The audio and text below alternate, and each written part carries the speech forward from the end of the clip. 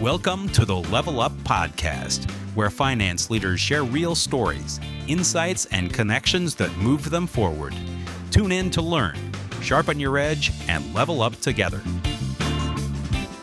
All right, Nick Aracco here, host of the newly reimagined Level Up and founder and CEO of CFO Alliance. Okay, this is not just another boring business podcast. Level Up is where the most forward-thinking finance leaders in the world and from the CFO Alliance community, I have to say that, come to share what it really takes to lead in today's unpredictable world.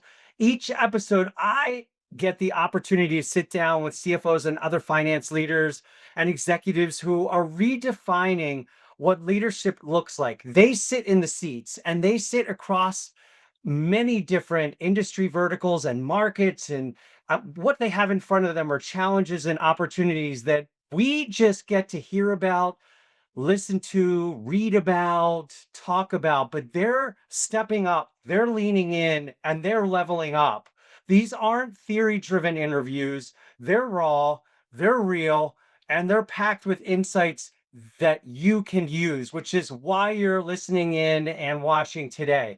So this is a reboot. I started this years ago, and the world changed and brought this back. And so, but I have to reference past guests were powerful. Past guests included power players like Jennifer Newsom, who is a visionary herself, former finance media executive, runs a company called, my guest, Ilana, who I'm going to introduce you to, will love this, I Heart EBITDA, right? I mean, great name, right? Peter Nesbitt of Series X Capital, and visionaries, someone she knows and we hold near and dear. Brian Lapidus from the Association for Financial Professionals was a guest as well. So if you're a finance leader or someone navigating change, challenge, or opportunity, this is your podcast. So today I have a longtime friend, Ilana Esterrich from Planned Parenthood Federation of America with me. We'll dive into Ilana's own journey, her own insights, and her own leadership vision, which we get to hear all about in just a moment. But first, let me share with you that Level Up is proudly brought to you by Oracle NetSuite, the #1 cloud ERP trusted by thousands of high-growth finance-led companies around the world. NetSuite provides CFOs and finance leaders with real-time visibility, automation, and control across their financials, their operations, and planning so that they can lead with confidence and scale with speed. Oracle NetSuite is also a proud and longtime global partner of the CFO Alliance community that I'm founded, and then Ilana and others are part of. They support our shared mission of empowering finance leaders to drive strategy, to build resilient teams, and to deliver next level impact. If you're serious about building a modern finance function that keeps pace with all of this changing business and world we live in, NetSuite is your business platform. You can learn more at the CFO Alliance. You can learn more at netsuite.com. So now let's dive in. I have to tell you, I've had the pleasure to, let's just say, break bread with, laugh with, roll my eyes with, stomp around with, put my head down on the table with, but then bring it back up with my guest today. So friends, here we go. I'm going to give you a little bit of background about Ilana. And this is my version, and I have a rule. Ilana knows this. Whenever I introduce someone, I write it, no chat GPT allowed in my introductions. And it's a little tip for you. Anytime you're going to introduce someone, I don't care if it's like in a toast or it's in a meeting or it's even introducing a friend. Don't get lazy. Don't pump it into chat GPT. Use your heart. So I did look at Ilana's background. I always like to refresh it, but I know some of it because I know her well enough. But here we go. This is what I wrote, but this comes from just my words in my hand. Ilana is a finance leader who I respect because her career and life span many different places that I wish I could go to. And that, by the way, I've already told her when I go to some of these places, she promises to plan some of the itinerary for me. Her career and life span many places. Her career spanned Big Four training, global enterprise experience, and service as a U.S. military officer. Ilana has led finance transformation across complex organizations. She's built global teams. She's combined operational discipline with strategic vision and heart.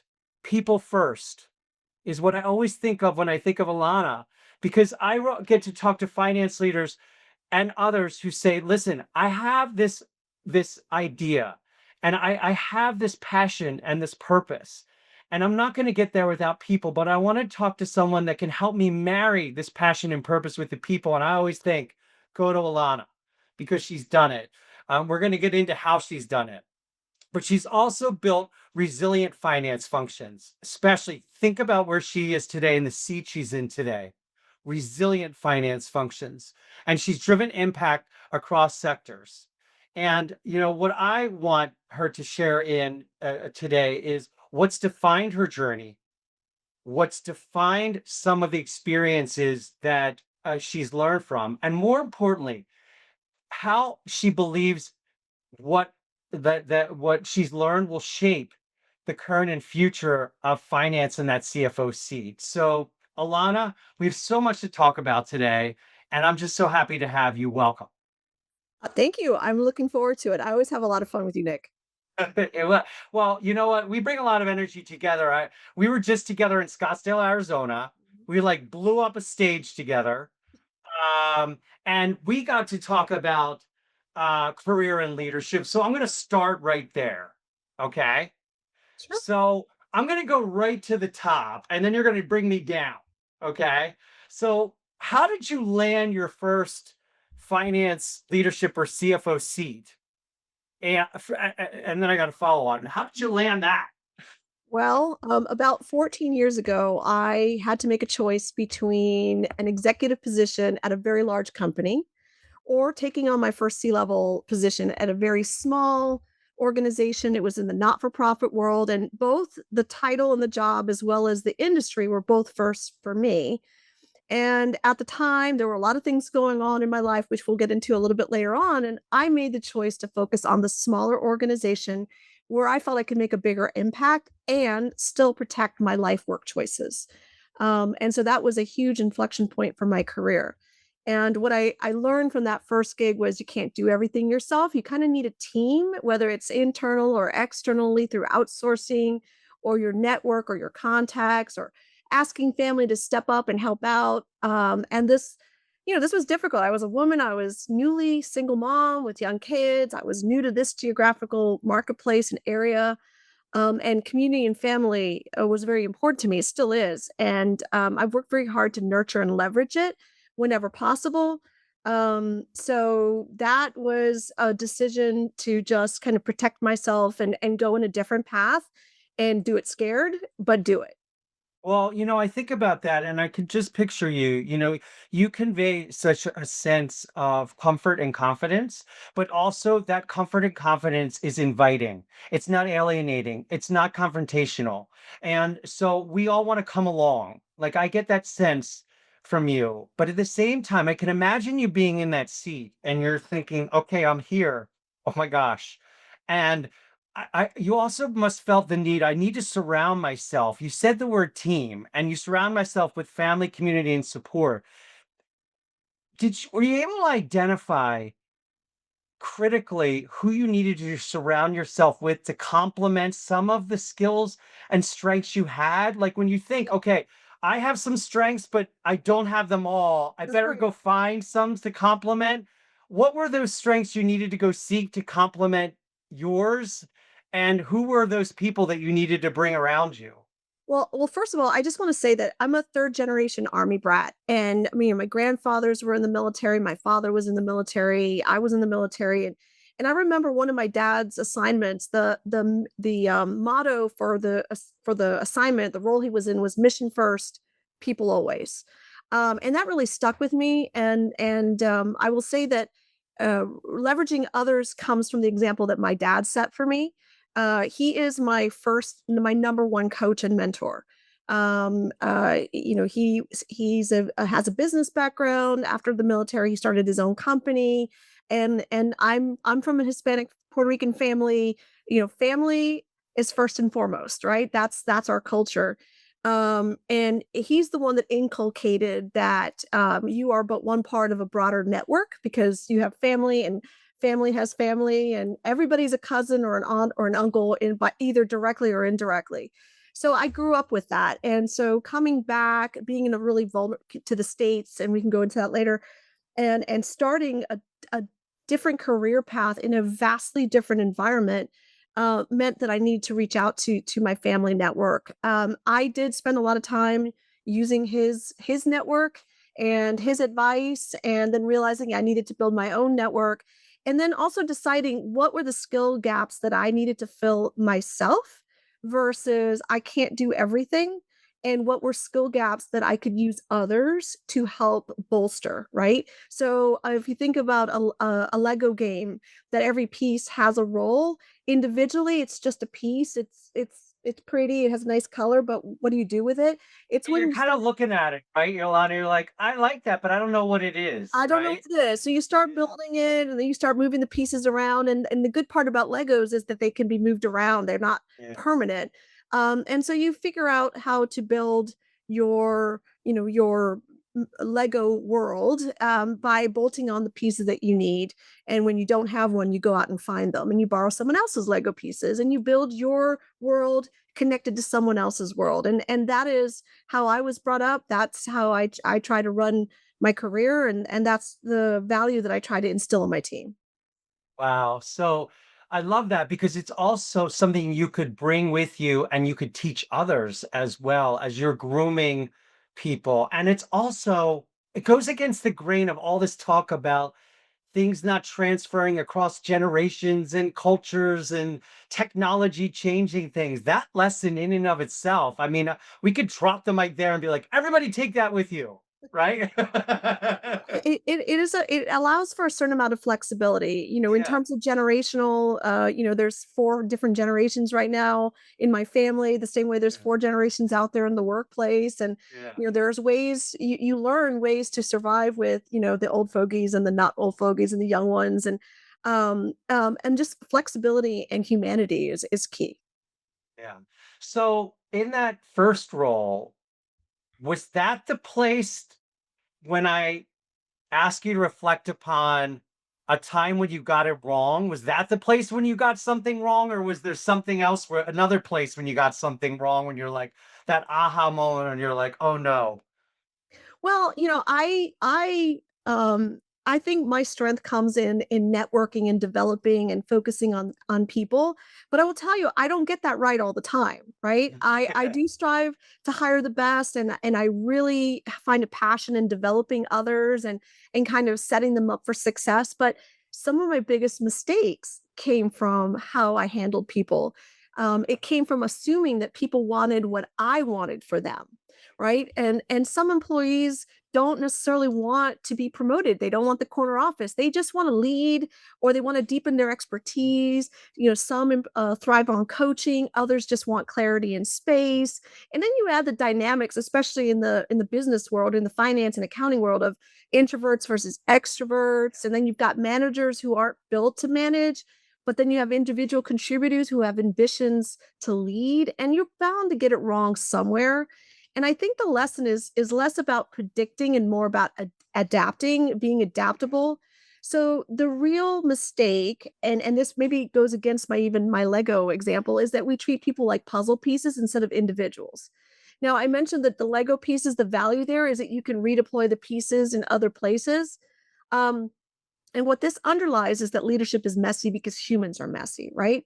So the biggest mistake I made is around people, and the lesson learned is not to assume that career paths are one size fits all.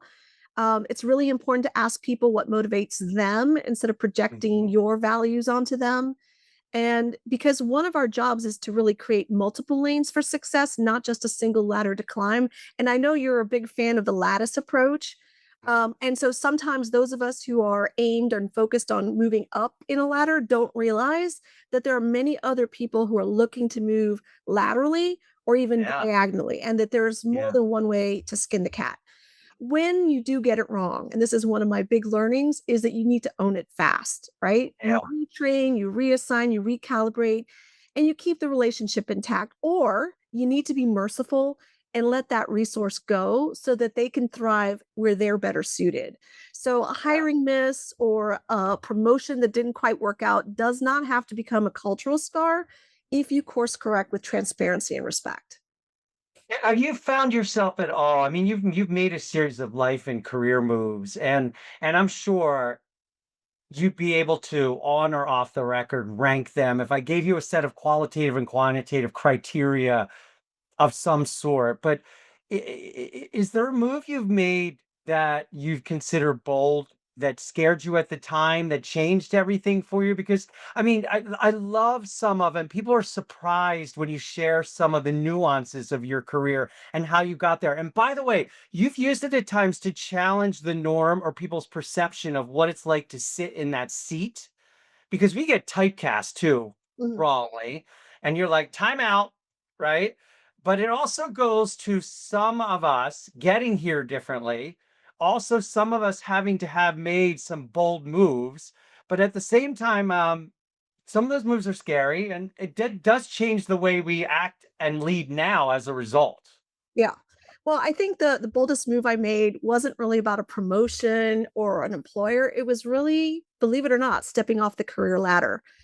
So I'll go back to the answer about my first CFO gig, and then let me tell you how that really started. So I was at the time working as a junior executive at Fortune 500 in Minneapolis. There's like 20 Fortune 500s in Sure. Minneapolis. Yeah. And my husband at the time, I'm now divorced, he had just been promoted to a business development role in Asia with his company, another Fortune 500. And we were kind of both contemplating individual international assignments, one with his, one with mine. And we knew that at least one of us would be a trailing spouse, right? I had an opportunity to go to Europe, and he had an opportunity to go to Asia with his job, and we decided, when's the next time someone's going to go pay you to live in Bangkok, Thailand? So we packed up. I resigned from my company, and I moved abroad with my family as a trailing spouse with two really young children. I was not entitled to a work visa. Had no job.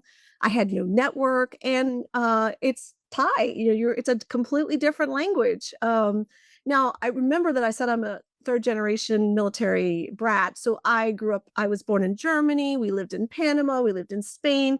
We've traveled the world. So at So least I had we could drop you in, and you're this. kind of like, all Yes, right, I I gotta love it. roll up I the love it. sleeves. Exactly. Yeah. You know me exactly. Yeah.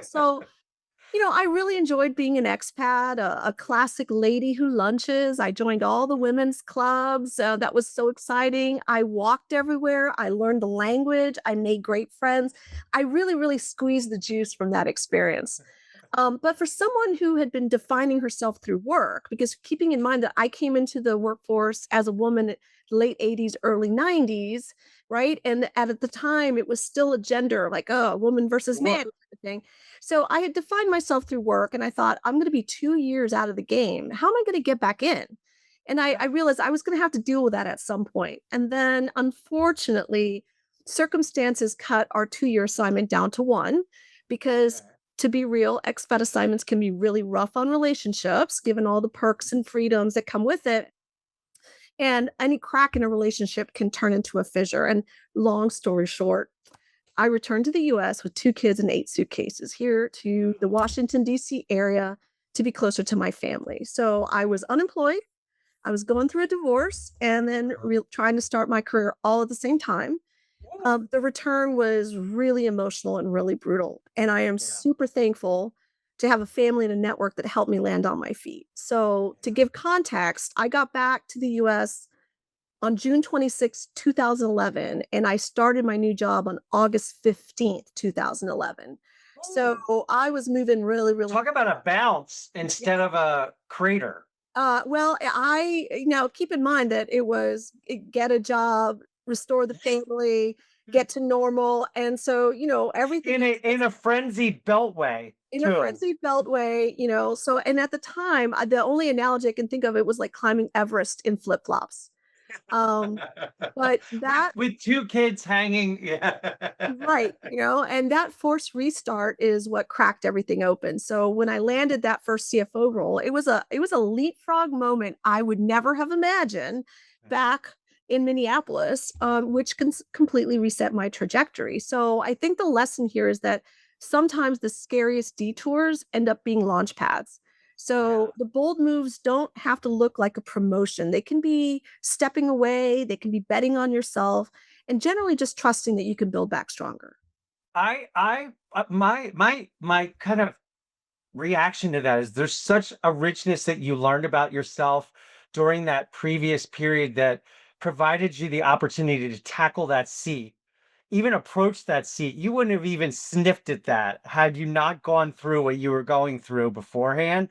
And you probably, I hate, like, I'm not saying you didn't have doubts and butterflies and the like, but there was also an inner core to you that was not there 12 months before. I'm Nope. sorry. No. No, I mean, I look back and I think, well, if we had not taken that expat assignment, I would still be at a company in Yeah, Minneapolis and I'd be yeah, just happy, yeah. just waiting for Happy, the promotions to yeah, happen. title next the next title, right? Yeah, enjoying the lifestyle. Now, Minneapolis is a great environment. Sure. Kids would have been everything would have been just textbook American happy. But look where I am now. Yeah, well, look who you are now because I talk about my go-to with you along the people side, my go-to with you about alignment around how to transform. But there's another reason why I go to you because when we talk about finance in the trenches, there's also a lot of struggle that finance leaders have when it comes to, I mean, look, we know budgets, we know forecasts, we know board decks, we all know them. We talk tactics, techniques about what they're supposed to do. But we all know that numbers become stories that change companies' direction as well. But there's an art and science to this that's human beyond tactic, Mhm. right? And I've seen you at times have to remind our CFO Alliance colleagues that that's a critical component to the success of all of this in navigating in the seat. That there's instinct to this that comes with experience and life lessons too. So I'm curious, you know, can you think about a time where the toughest non-finance call you had to make and what that was, good, bad, or otherwise, and just unpack that a little bit for us because we get typecast of only being there for the holding up the dollar sign, holding up the percentage, holding up the number, or validating what comes out of the CEO or CEO, investor, or board's mouth.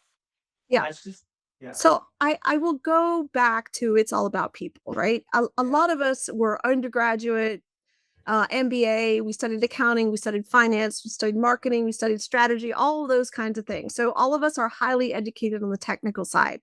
I think where we fall down a lot is on the humanity side, the people side, the leadership skills, just basic people skills. And I will have to tell you that the toughest non-finance call I had to do was around promoting the wrong person. It goes back to while I talk about the importance of people and leadership and the humanity side of what we do, I still make mistakes. And what it taught me is that you can fix budget errors fairly quickly, right? You can change the numbers, update the models, do all of those kinds of things. But when you make a human error in a team or an organization, repairing trust can take a beat, and maintaining team trust is really critical. I've made the mistake of moving, a person up into an interim role that they did not want or that they were not qualified to take, versus just leaving when someone leaves the organization, just leaving that position open for a beat and keep Let it breathe. everyone in their existing place and then just kind of Yeah. see where the chips fall, right? Yeah. So on paper or by word of mouth, this person was technically qualified. And during the initial pre-elevation conversations, they didn't indicate any discomfort. And part of it is my own hubris because they were not honest with me because they didn't want to disappoint me. Mhm. And even though I feel like I create an environment where people are can be honest and truthful with me, I didn't I didn't acknowledge that the title and the rank does carry weight. So even though I'm Ilana the person, this individual was looking at me as Ilana the CFO, and so didn't want to be vulnerable with me and say, "I'm not ready to step up." And the call turned out to be really wrong. So within months, I just realized that this person I put this person in a position that they didn't want and they weren't equipped for. And the fallout was not financial, it was cultural. Wow. Morale on that team took a dive, work output, work products suffered, and the broader team's trust in me as a leader took a hit, right? So what I learned from that, what I would do differently now is I just would slow down and listen more and really truly have an honest conversation and ask them what motivates them instead of projecting. And this goes back to something I said earlier, not projecting Yeah. my ideas of career advancement or development or evolution onto someone else because not everybody wants the corner office or Yeah. promotion. Not everybody wants to lead others, right? Some people Yeah. just want to master their craft. So, my job as a CFO isn't just to allocate capital, the tactical things. It's also to ensure that I'm allocating people into the right lanes, and getting that wrong can be quite expensive in morale, in trust, in psychological safety, on things that actually move the dial on a day-to-day basis, in addition to just the numbers. Yeah, totally. And I think that's both measurable and immeasurable in terms of the impact, negative or positive, right? I mean, that impact zone is huge, Yeah. good, bad, or otherwise. It also tells me that we also need to get past wondering why they don't want that. That's not up to us to determine. Why don't they want that? Why don't they want that? That's what makes us human beings and all different too, Well, right? there's room for everybody, right? So for the folks that want to move up, then we create environments and Sure. training and scenarios where they can move up. Yeah. But the world needs individual contributors. The world needs folks who get in at 9 and leave at 5 and are Yeah. just doing work. Yeah. Even when we talk about AI and technology automating things, we will still need human capital. And that human capital is as diverse as anything. And we need to understand what makes up that diversity and be respectful of it. Yeah. So for 20 years, you and I have been a part of a discussion on and off the record about the changing role of the CFO and redesign of the finance function and the increasing impact and influence of finance and CFOs in our teams getting pulled into tech and talent and deals and crises. But I'm curious, beyond the people side to it, where do you see finance leaders being stretched the most right now? And, but what advice do you have for them navigating it? So I think that we have definitely moved beyond drowning in spreadsheets, right? That's where tech and AI and new platforms and all, we're out of spreadsheets. That's not the problem now. I think the problem now is that we're drowning in noise, right? We hear from all of the experts talking about LLMs and data lakes and this and that. And we have so many numbers and so much data that we're drowning in noise. Yeah. And I think we lose sight of the fact that AI can give us a flawless forecast. We can automate it and use it to create flawless outputs. But it can't tell you the truth. We still need humans to interpret those forecasts and those outputs and those options. And so AI will not be able to tell your CEO the uncomfortable truths, right? They will not be able to make a final decision and say this is the perfect answer. We still need to be able to interpret the data, what AI is telling us, and really make sure that it makes sense. Because again, humans are involved and we're messy. So I think it goes back to tech is easy, comparatively easy. Talent is the stretch. You can buy platforms, but you can't buy curiosity or guts or bravado.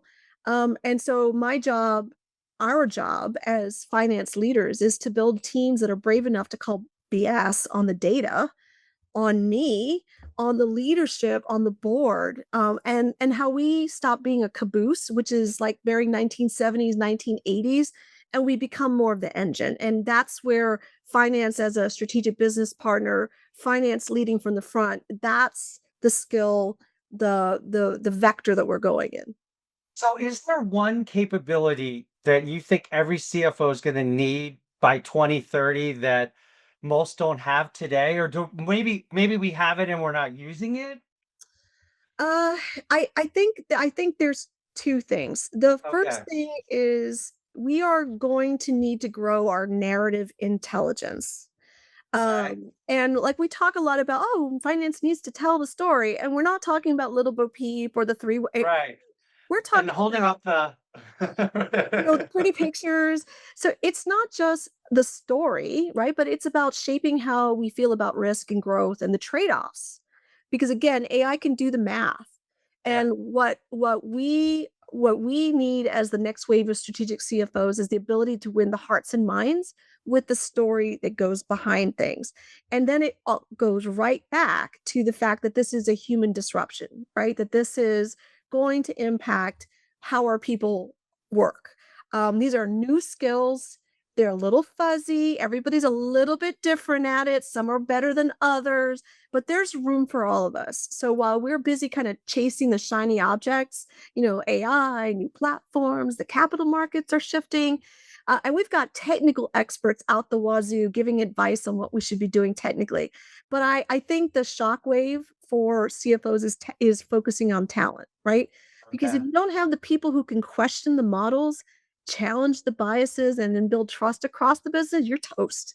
We Yeah. think the disruption is all about the algorithms, but it's really about judgment, Yeah. and who in the room has the guts to say that looks great, but here's why it's wrong, and here's what's better, right? And Yeah. that goes back to the trite CF no, CF go kind of thing. It sounds trite and sounds really cheesy, but the reality is that's what the organization needs from us is how do we go? And in a Yeah. way that gets us to the end whole. So Yeah. we live to fight another day, another week, another month. And I Yeah. that CFOs who think they can buy their way out of this disruption just by technology are kind of missing the point. Um, 60% of us are leading strategy well beyond finance. We're sitting in Yeah. the HR, we're sitting with the CEOs, we're sitting with marketing, manufacturing, distribution. But there's a little teeny tiny percent who don't feel that their job has evolved, even though it has. So we're not talking about the finance role doing a level creep. We're talking about like a radical reformation of what it means to be the CFO. Yeah. And it starts with leadership because if you're a CFO doing tactical stuff like down here programming and doing this kind of stuff, you're in the wrong job, and you need to You are. away and make room for someone who is going to bet that the future of finance is on the human side. So Yeah. I think that's Yeah. where the next wave of strategic CFOs will emerge. I love it. I love it because it validates something we've been talking about a long time, that the CFO really is truly operating in their most impactful execution effort is really a chief performance officer more than anything Yes. else. Yep. Right? And I love the action words that go behind supporting and that execution effort, right? Look,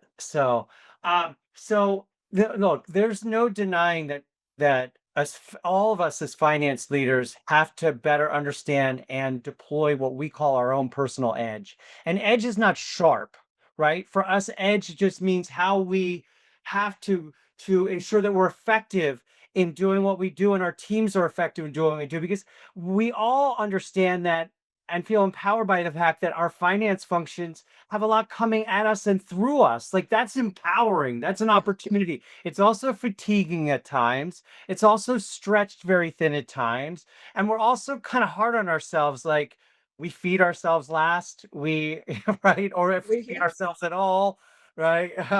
And the like. But about you, what do most people not know about you in terms of your habits or rituals that matter to you and keep you going, right? Yeah. Like, tell us something. Well, that is a really great question, and here's where I get to be most vulnerable. And before I answer that question, you talk about, oh yeah, leaders eat last, right? That's the whole Simon Sinek book, the whole deal. Yeah. But one of the things that they teach you in the military is, yeah, you do want to have your troops eat first because they operate on their stomachs. They're the ones Yeah. carrying out the mission, but they also observe you, right? So if Yeah. you're not eating, you're setting a bad example. So Yeah. leaders still need to eat and they still need to rest and they still need mail and they still need to decompress. So the same things that you are taking care of your troops with or for are things that you also need to take care of yourself as a leader. So I love this question because not only do I get to be vulnerable, but I get to share the fact that I also have to do a significant amount of self-care for me to show up every day in my best at my best, right? Yeah. So I would think, and you might laugh at this, like people see me very composed and strategic and elegant and very poised, and here comes Ilana, the CFO, and I think many people just assume that I'm going to be the prototypical number weenie, but the reality is I can just be a true cut up. I love bad dad jokes. And my team knows this. So usually, when you're on a virtual meeting and everyone's beep, beep, beep, beep, coming in, and we're all kind of just sitting there looking at each other on the screen, waiting. And I'm generally the one who is going to start the Alana Finance Comedy Minute. And I'm going to like pull out my bad dad jokes. Now, I do have a lot of dirty jokes, but I don't bring those into work. And those are reserved for folks who could. They're reserved for our CFO Alliance breakfast roundtables. Well, at least you're gonna drive some now I'm gonna have to show up prepared. Yeah. I think, I'm obsessed with TikTok. I'm 54 years old. Apparently, I'm too old for TikTok, but I love it. I don't post on it, but I do use it as a resource for recipes and fashion and Sure. advice and general entertainment.